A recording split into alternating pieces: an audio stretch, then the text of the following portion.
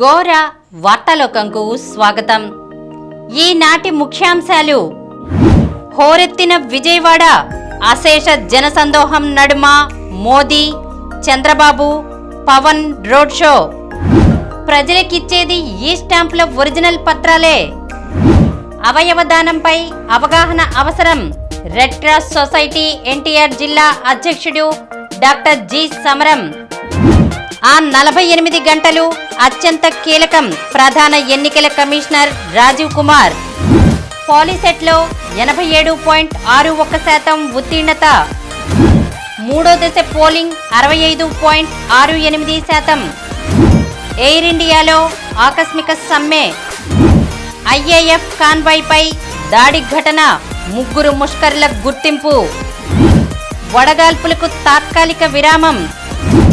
Forest సర్వీసులో తెలుగువారి సత్తా. Cyber కేసును సత్వరమే ఛేదించిన సిఐడి. 58 బంతుల్లోనే 166 పరుగుల లక్ష్యాన్ని ఛేదించిన హైదరాబాద్. గుండెకి పంటికి దగ్గర సంబంధం.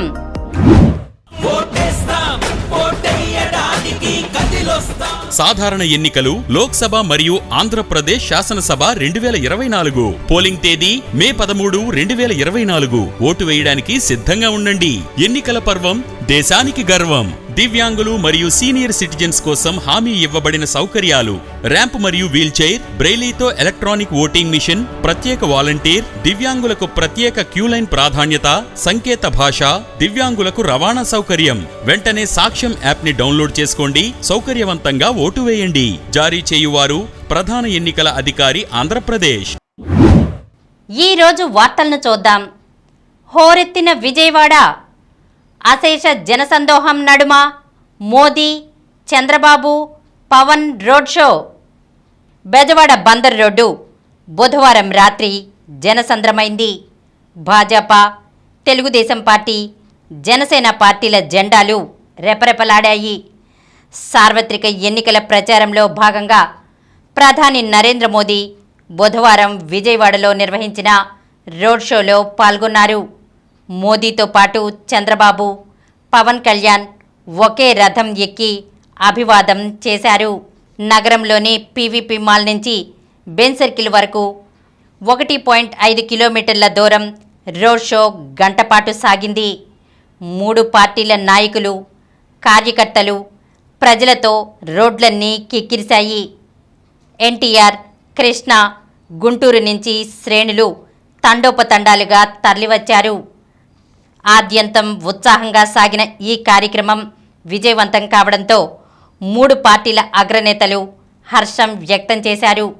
బుధవారం సాయంత్రం గన్నవరం విమానాశ్రయం నుంచి ప్రధాని మోదీ రాత్రి 7 గంటలకు విజయవాడ పీవీపీ మాల్ వద్దకు చేరుకున్నారు. అక్కడే ఆయన కోసం ఎదురు చూస్తున్న తెలుగుదేశం పార్టీ అధినేత చంద్రబాబు, జనసేన అధ్యక్షుడు పవన్ కళ్యాణ్ ప్రధానికి స్వాగతం పలికారు. అనంతరం కూటమి తరపున ఎన్నికల్లో పోటీ చేస్తున్న ఎంపీ, ఎమ్మెల్యే అభ్యర్థులను ప్రధాని పరిచయం చేసుకున్నారు. తర్వాత 3 అగ్రనేతలు ఒకే వాహనం ఎక్కి రోడ్ షో నిర్వహించారు. రోడ్ షోకి ఇరువైపులా నిర్వహించిన సాంస్కృతిక కార్యక్రమాలు అలరించాయి. ప్రజలకిచ్చేది ఈ స్టాంపుల ఒరిజినల్ పత్రాలే. స్థిరాస్తుల రిజిస్ట్రేషన్లు జరిగాక ఒరిజినల్ డాక్యుమెంట్లు కాకుండా జిరాక్స్ కాపీలు మాత్రమే ఇస్తున్నారనే ప్రచారం పచ్చి అబద్ధమని తేలిపోయింది. రిజిస్ట్రేషన్లు చేయించుకున్న అనేక మంది తమకు సబ్ రిజిస్ట్రార్ కార్యాలయాల్లో ఒరిజినల్ డాక్యుమెంట్లే ఇస్తున్నారని చెబుతున్నారు. వారంతా ఒరిజినల్ డాక్యుమెంట్లను కూడా చూపిస్తున్నారు. ఈ స్టాంపింగ్ ద్వారా జరిగే రిజిస్ట్రేషన్లకు ఒరిజినల్ డాక్యుమెంట్లు ఇస్తున్నారని వినియోగదారులు తెలిపారు. పలుచోట్ల నాన్ జ్యుడిషియల్ స్టాంప్ పేపర్లు అందుబాటులో ఉండడంతో అక్కడ రిజిస్ట్రేషన్లు చేసి గతంలో మాదిరిగానే ఒరిజినల్ డాక్యుమెంట్లు జారీ చేస్తున్నారు. ఆస్తి పత్రాలను ప్రభుత్వం వద్దే ఉంచుకుంటారనే ప్రచారం నిజం కాదని రిజిస్ట్రేషన్లు చేయించుకుంటున్న వారికి స్పష్టంగా తెలుస్తోంది.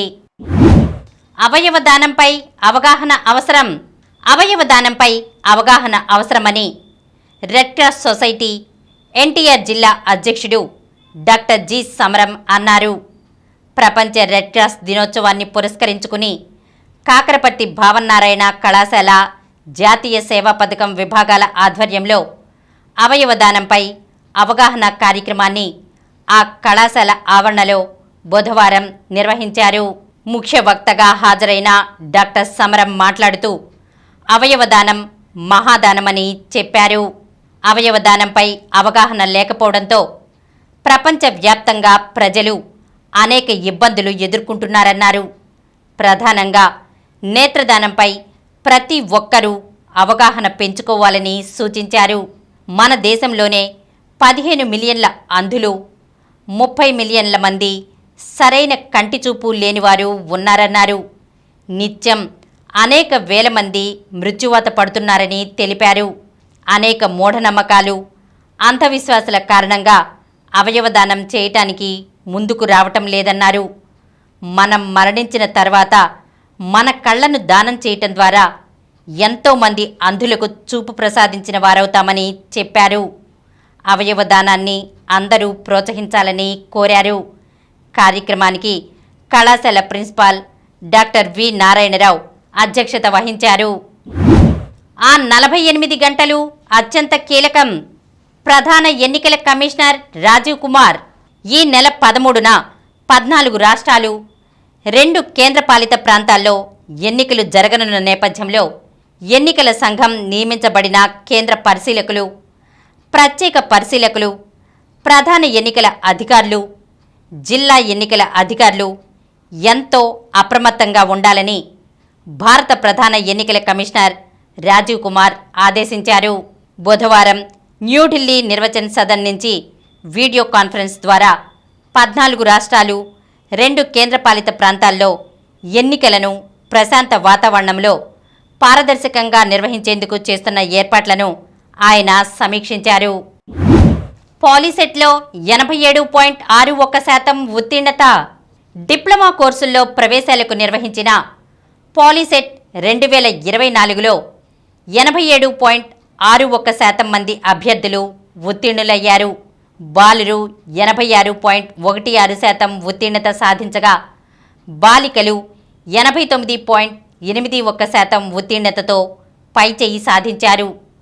6 అభ్యర్థులు 120కి 120 మార్కులతో ప్రథమ ర్యాంకులో నిలిచారు. వీరిలో 2 బాలికలు, 4 బాలురు ఉన్నారు. ఇక 120కి 119 మార్కులు సాధించిన 7గురికి 7వ ర్యాంక్ కేటాయించారు. బుధవారం మంగళగిరిలోని సాంకేతిక విద్యాశాఖ కార్యాలయంలో కమిషనర్ చదలవాడ నాగరాణి పాలిసెట్ 2024 ఫలితాలను విడుదల చేశారు. కమిషనర్ మాట్లాడుతూ ప్రవేశ పరీక్షకు 1,42,035 మంది హాజరు కాగా 1,24,430 మంది అర్హత సాధించినట్లు తెలిపారు. మూడో దశ పోలింగ్ 65.68%. సవరించిన గణాంకాల ప్రకారం మూడో దశ లోక్సభ ఎన్నికల్లో పోలింగ్ దాదాపు 65.68% అని ఎన్నికల కమిషన్ తెలిపింది. బుధవారం రాత్రి 10 గంటల వరకు అందిన వివరాల మేరకు 65.68% వచ్చిందని, ఈ గణాంకాలను సిబ్బంది అప్డేట్ చేస్తూనే ఉంటారని వివరించింది. మూడో దశలో మంగళవారం 11 రాష్ట్రాలు, కేంద్రపాలిత ప్రాంతాల్లో 93 సీట్లకు పోలింగ్ జరిగిన విషయం తెలిసిందే. ఎయిర్ ఇండియాలో ఆకస్మిక సమ్మె. టాటా గ్రూప్ యాజమాన్యంలోని విమానయాన సంస్థ ఎయిర్ ఇండియా ఎక్స్ప్రెస్ సిబ్బంది మూకుమ్మడిగా సెలవు పెట్టడం తీవ్ర గందరగోళానికి దారితీసింది. యాజమాన్యం వైఖరికి నిరసనగా క్యాబిన్ క్రూలోని 200 మందికి పైగా సిబ్బంది మంగళవారం రాత్రి సిక్ లీవ్ పెట్టారు. హఠాత్తుగా చోటు చేసుకున్న పరిణామంతో ఎయిర్ ఇండియా 100 వరకు దేశీయ, అంతర్జాతీయ సర్వీసులను రద్దు చేసుకోవాల్సి వచ్చింది. ఫలితంగా కోచి, కాలికట్, ఢిల్లీ, బెంగళూరు తదితర విమానాశ్రయాల్లో సుమారు 15,000 మంది ప్రయాణికులు చిక్కుకుపోయారు. సర్వీసుల రద్దు విషయం కొందరికి సెక్యూరిటీ తనిఖీలు కూడా పూర్తయ్యాక ఆఖరి నిమిషంలో తెలిపారు. దీంతో వారు ఎయిర్ ఇండియా తీరును నిరసిస్తూ ఆందోళనకు దిగారు. గల్ఫ్ దేశాలకు వెళ్లాల్సిన కొన్ని సర్వీసులు ఆలస్యంగా నడిచాయి. వేసవి రద్దీ దృష్ట్యా మార్చి చివరి వారం నుంచి రోజు 360 సర్వీసులను నడుపుతోంది. టాటా గ్రూప్నకే చెందిన విస్తారాను ఎయిర్ ఇండియాతో, అదేవిధంగా ఎయిర్ ఇండియా ఎక్స్ప్రెస్ను ఏఐఎక్స్ కనెక్ట్తో విలీనం చేయాలన్న నిర్ణయం క్యాబిన్ క్రూలోని సీనియర్ల అసంతృప్తికి కారణమైందని భావిస్తున్నారు. నిర్వహణ లోపం సీనియర్ ఉద్యోగుల నైతికతను దెబ్బతీసిందని air India express employees union తెలిపింది.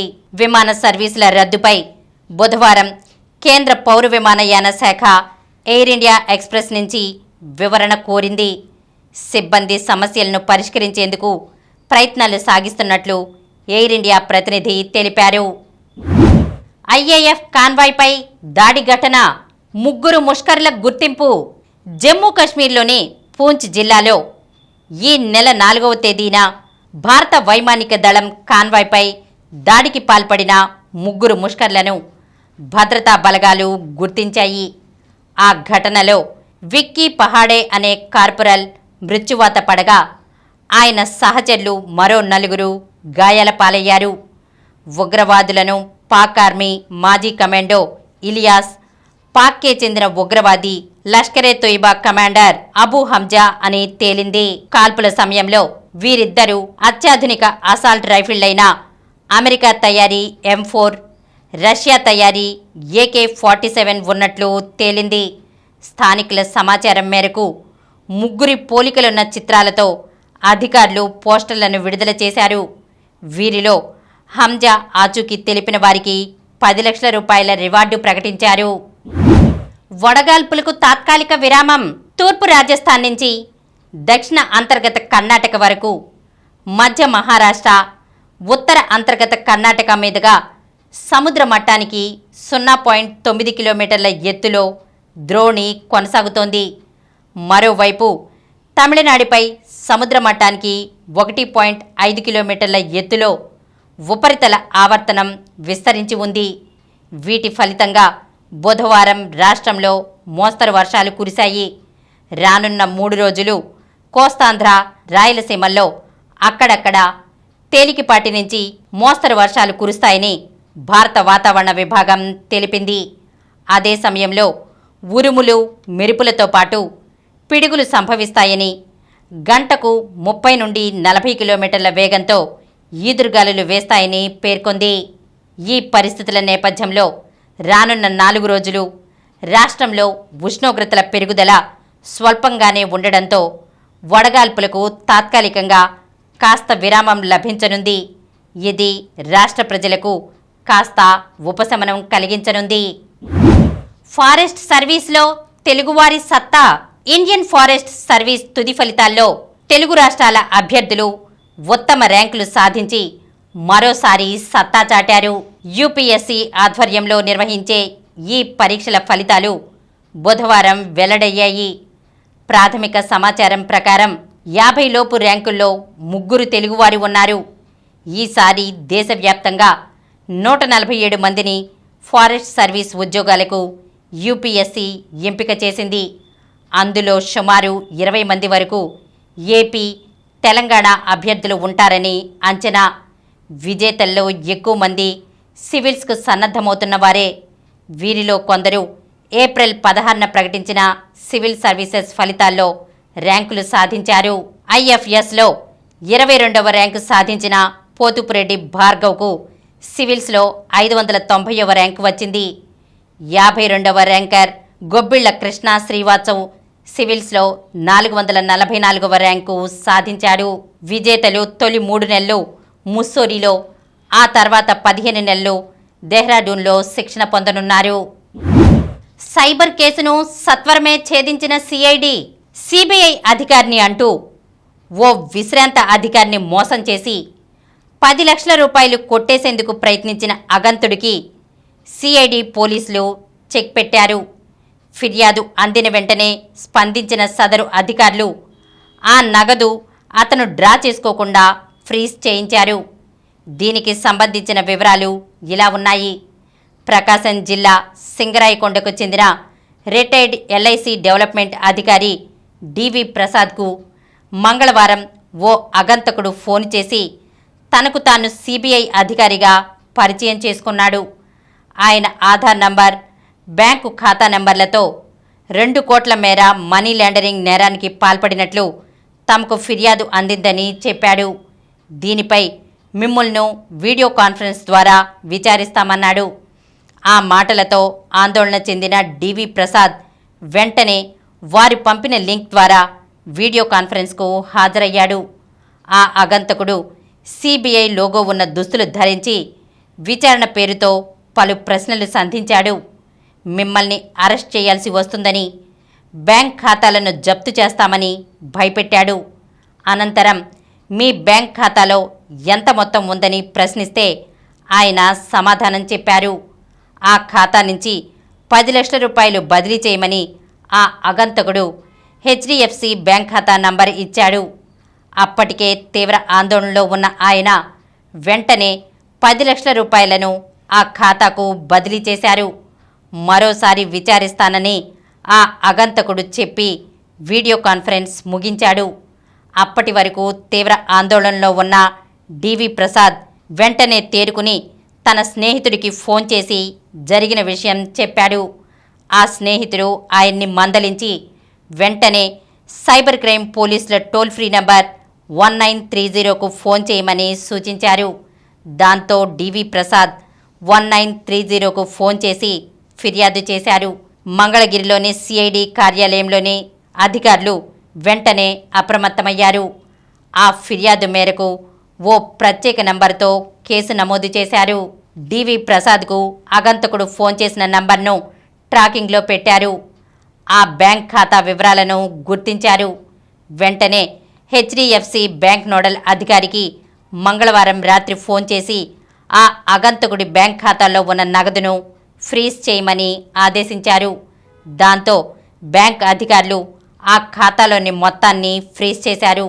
దాంతో ఆ అగంతకుడు ఆ మొత్తాన్ని డ్రా చేసుకునే అవకాశం లేకుండా నిరోధించారు. అనంతరం సిఐడి అధికారులు సింగరాయకొండ పోలీసులకు బుధవారం సమాచారమిచ్చి ఎఫ్ఐఆర్ నమోదు చేయాలని ఆదేశించారు. సింగరాయకొండ పోలీసులు ఎఫ్ఐఆర్ నమోదు చేసిన తర్వాత సంబంధిత వివరాలను హెచ్డిఎఫ్సి బ్యాంకుకు పంపించి ఆ అగంతకుడి బ్యాంక్ ఖాతాలోని 10 లక్షల రూపాయలను బాధితుడు ప్రసాద్ బ్యాంక్ ఖాతాకు వచ్చే ఏర్పాటు చేశారు. అగంతకుడిపై సైబర్ నేరాల నిరోధక చట్టం కింద కేసు నమోదు చేశారు. 58 బంతుల్లోనే 166 పరుగుల లక్ష్యాన్ని ఛేదించిన హైదరాబాద్. 250 పరుగుల లక్ష్యమైన సన్ రైజర్స్ ఛేదించేదేమో. ఓటమి తర్వాత లక్నో సూపర్ జైంట్స్ జట్టు కెప్టెన్ రాహుల్ వ్యాఖ్య. ప్రత్యర్థి బ్యాటర్ల వీరబాదుడుకు మైదానంలో మొదటి బాధితుడిగా అతను చెప్పిన మాట అక్షర సత్యం. తొలుత బ్యాటింగ్ చేస్తూ సీజన్లో రికార్డు స్కోర్లు సాధించిన హైదరాబాద్ ఇప్పుడు ఛేదనలోనూ విధ్వంసం సృష్టించింది. వీడియో గేమ్ తరహాలో ట్రావిస్ హెడ్, అభిషేక్ శర్మ విరుచుకుపడుతుంటే స్టేడియంలో పరుగుల ఉప్పెన వచ్చింది. 16 4లు, 14 6లంటే 148 పరుగుల బౌండరీలతోనే లక్నో విధించిన 166 పరుగుల లక్ష్యం మరీ చిన్నదేమీ కాదు. కానీ 10 ఓవర్లకు ముందే కేవలం 52 నిమిషాల్లో రైజర్స్ ఛేదించి పడేసింది.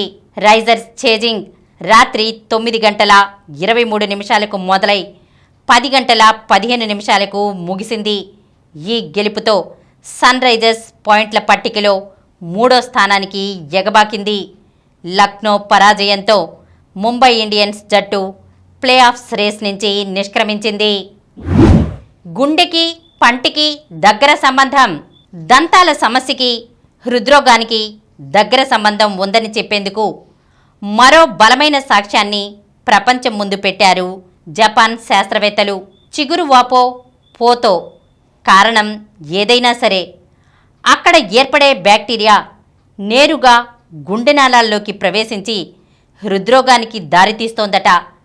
ఈ మధ్య జపాన్ శాస్త్రవేత్తలు గుండె అవసరానికన్నా వేగంగా కొట్టుకునే ఆర్టిరియల్ ఫైబ్రిలేషన్ సమస్య ఉన్న 288 మంది రోగుల్ని పరిశోధనకు తీసుకున్నారు. వీళ్ళందరికీ చిగురువాపు సమస్య కూడా ఉంది. ఈ 288 మంది తమ హృద్రోగానికి సర్జరీ చేయించుకున్నారు. అలా చేయించుకున్న 91 మంది 3 నెలల తర్వాత తమ చిగురువాపు సమస్యకి చికిత్స తీసుకున్నారు. వీళ్ళందరినీ 2 ఏళ్ల తర్వాత మళ్లీ పరిశీలించారు జపాన్లోని హిరోషిమా వర్సిటీకి చెందిన ఈ శాస్త్రవేత్తలు. ఆ రోగుల్లో 24% మందికి హృద్రోగ సమస్య తిరగబెట్టిందట. వాళ్లలో 90% మంది తీవ్ర చిగురువాపు సమస్య ఉన్నా సరే దాన్ని నిర్లక్ష్యం చేసిన వాళ్లట. అదే చిగురువాపు సమస్యకి చికిత్స తీసుకున్న వారిలో 60% మంది హృద్రోగాన్ని పూర్తిగా జయించారట. ఈ ఫలితాన్ని బట్టి చిగురువాపు సమస్యకి హృద్రోగాలకి ఉన్న సంబంధం మరోసారి రుజువైందంటున్నారు శాస్త్రవేత్తలు. రోజు 2 సార్లు దంతధావనం చేయడం లాంటి చిన్న చిన్న జాగ్రత్తలతోనే పెద్ద సమస్యల్ని అధిగమించవచ్చని చెబుతున్నారు. ఇప్పుడు కొన్ని సంక్షిప్త వార్తలను చూద్దాం. అమెరికాలో ఉద్యోగాలకు 24 మంది ఎంపిక. ఆంధ్ర విశ్వవిద్యాలయానికి చెందిన 24 మంది విద్యార్థులకు అమెరికాకు చెందిన యునైట్ సంస్థలో ఉద్యోగాలు లభించాయి. రాజస్థాన్ రాయల్స్ కెప్టెన్ సామ్సన్పై జరిమానా. ఐపీఎల్ నియమావళిని ఉల్లంఘించినందుకు రాజస్థాన్ రాయల్స్ జట్టు కెప్టెన్ సంజు శాంసన్పై మ్యాచ్ ఫీజులో 30% జరిమానాగా విధించారు. 3 ఏళ్ల తర్వాత స్వదేశంలో నీరజ్ చోప్రా బరిలోకి. ఒలింపిక్ ఛాంపియన్, ప్రపంచ ఛాంపియన్ అయిన భారత స్టార్ జువెలిన్ థ్రోయర్ నీరజ్ చోప్రా 3 ఏళ్ల తర్వాత స్వదేశంలో పోటీ పడనున్నాడు. క్వార్టర్ ఫైనల్లో Manika. Saudi smash world table tennis tournament మహిళల సింగిల్స్లో భారత స్టార్ మనికా బత్రా క్వార్టర్ ఫైనల్లోకి దూసుకెళ్లింది. బుధవారం జరిగిన ప్రీ క్వార్టర్ ఫైనల్లో మనిక 11-6, 11-9, 11-7తో ప్రపంచ 14వ ర్యాంకర్ నీనా మిథెల్హంపై విజయం సాధించింది. అర్జున్ 3 గేమ్లు డ్రా. గ్రాండ్ చెస్ టూర్లో భాగంగా జరుగుతున్న సూపర్ బెట్ ర్యాపిడ్ టోర్నమెంట్లో తెలంగాణ గ్రాండ్ మాస్టర్ ఇరిగేసి అర్జున్ తన తొలి 3 గేమ్లను డ్రా చేసుకున్నాడు. మరిన్ని వార్తా విశేషాలతో రేపటి గోరా వార్తాలోకంలో కలుద్దాం.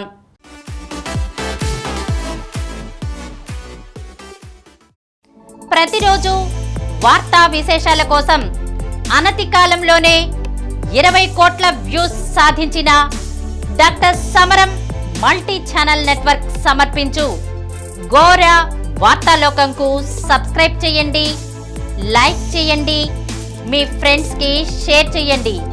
అలాగే ప్రక్కనున్న గంట సింబల్ని ప్రెస్ చేయడం మర్చిపోకండి. Please download Samaram multi-channel app and watch your favorite channels from your mobile. App available on Google Play Store and subscribe to the channels.